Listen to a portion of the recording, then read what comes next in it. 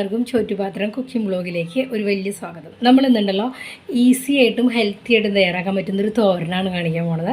വേറെ ഒന്നല്ല, ബ്രൊക്കോളി തോരൻ. ബ്രൊക്കോളി ഞാനിത് അവിടെ ഇതുപോലെ പൊടിച്ച് വെച്ചിട്ടുണ്ട്. അപ്പോൾ നമ്മൾ ഈ കോളിഫ്ലവറൊക്കെ ചൂടുവെള്ളത്തിലിട്ട് എടുക്കില്ലേ, അതുപോലെ തന്നെ ബ്രൊക്കോളീനെയും തിളച്ച വെള്ളത്തിലിട്ടിട്ട് മൂടി വയ്ക്കണം.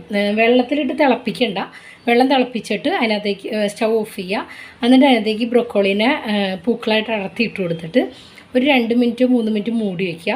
എന്നിട്ട് അതിന് ഊറ്റിയെടുക്കുക. വെള്ളം കംപ്ലീറ്റ് ആയി പോയി കഴിഞ്ഞ് കഴിയുമ്പോൾ ചോപ്പറിൽ ഇട്ടിട്ട് ഇതുപോലെ പൊടിച്ചെടുത്താൽ മതി കേട്ടോ. അപ്പോൾ ചോപ്പറില്ലാത്തവർ അതിനെ അടർത്തി തന്നെ നമ്മുടെ കട്ടിംഗ് ബോർഡിൽ വെച്ചിട്ട് ഇങ്ങനെ കുരുകുരാന്ന് അരിഞ്ഞെടുത്താൽ മതി. അപ്പോൾ അതാ ഇതുപോലെ കിട്ടും. ചോപ്പറിലിട്ട് അടിച്ച് കഴിഞ്ഞാൽ ഇനി ഇതിനകത്തേക്ക് നമുക്ക് കുറച്ച് നാളികേരം, എന്താ പറയുക, പെരിഞ്ജീരകവും കൂട്ടിയിട്ട് ഞാനൊന്ന് ഒതുക്കിയെടുത്തേക്കാണ്. വേറൊരു സാധനങ്ങളും ചേർത്തിട്ടില്ല. 1 ടീസ്പൂൺ പെരിഞ്ജീരകവും 1/4 കപ്പ് നാളികേരം. ഇതൊരു വലിയ ബ്രൊക്കോളി അങ്ങനെ തന്നെ ഉണ്ടായിരുന്നു. അപ്പോൾ അത് ഇതിനകത്തേക്ക് നമുക്ക് ചേർത്ത് കൊടുക്കാം, ഈ ബ്രൊക്കോളിയിലേക്ക്. ഇനി ഞാൻ കുറച്ച് വെളിച്ചെണ്ണ ചൂടാക്കാൻ വെച്ചിട്ടുണ്ട്. ഇതിനകത്തേക്ക് കുറച്ച് ഉണക്കമുളകും കടുക് ഇട്ട് കൊടുക്കാം.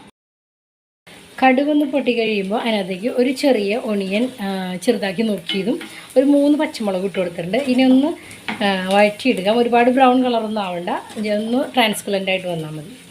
ആ ഒണിയനൊന്ന് വാടി വന്നു കഴിയുമ്പോൾ അതിനകത്തേക്ക് കുറച്ച് മഞ്ഞളുടെ പൊടി, പിന്നെ എരിവിന് വേണ്ടിയിട്ട് ചില്ലി ഫ്ലേക്സ്, പച്ചമുളകും ഇട്ടിട്ടുണ്ട്, അതനുസരിച്ച് ഇട്ട് കൊടുത്താൽ മതി. ഇനി ഇതിനകത്തേക്ക് ഞാൻ ഒരു 1/4 കപ്പ് വേവിച്ച പയർ ചേർത്ത് കൊടുക്കുകയാണ്. നമ്മുടെ ചുമന്ന പയറുണ്ടല്ലോ, അവിടെ വേവിച്ച് വെച്ചിട്ടുണ്ട്.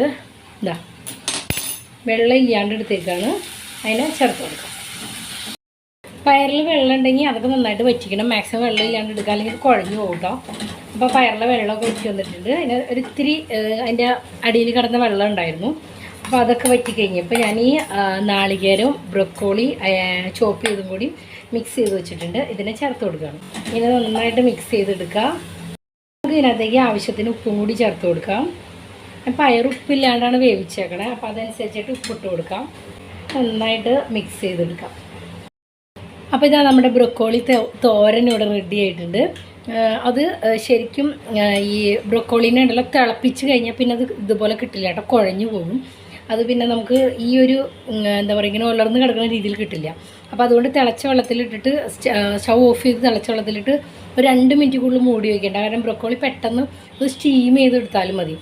സാധാരണ ബ്രൊക്കോളി ആർക്കും അങ്ങനെ ഇഷ്ടമില്ലാത്തൊരു സാധനമാണ്. ഞാനിവിടെ എപ്പോഴും സലാഡ്സ് ആയിട്ടാണ് കഴിക്കാറ്. പക്ഷേ ഞാൻ ഇങ്ങനൊരു റെസിപ്പി തയ്യാറാക്കി നോക്കിയതിന് ശേഷം ഞാനിപ്പോൾ എപ്പോഴും മിക്കവാറും എൻ്റെ ഒരു ഫേവറേറ്റ് ആണിത്. മിക്കവാറും ഞാൻ ഉണ്ടാക്കാറുണ്ട്. പയറിന് പകരം നിങ്ങൾക്ക് പരിപ്പോ കടലപ്പരിപ്പോ യൂസ് ചെയ്യാം, രണ്ടും പ്രോട്ടീനാണ്. അപ്പോൾ ഇതൊരു ഫൈബർ പ്രോട്ടീൻ റിച്ച് ആയിട്ടുള്ള ഒരു തോരനാണ്. എല്ലാവരും ഒന്ന് ട്രൈ ചെയ്ത് നോക്കുക. നിങ്ങളുടെ അഭിപ്രായങ്ങൾ കമൻറ്റ് ബോക്സിൽ അറിയിക്കുക. വീഡിയോ ഇഷ്ടമായെങ്കിൽ ഒന്ന് ലൈക്ക് ചെയ്യുക. പുതിയ വീഡിയോയിലൂടെ നമുക്ക് വീണ്ടും കാണാം. എല്ലാവർക്കും ഒരു നല്ല ദിനം. നന്ദി, നമസ്കാരം.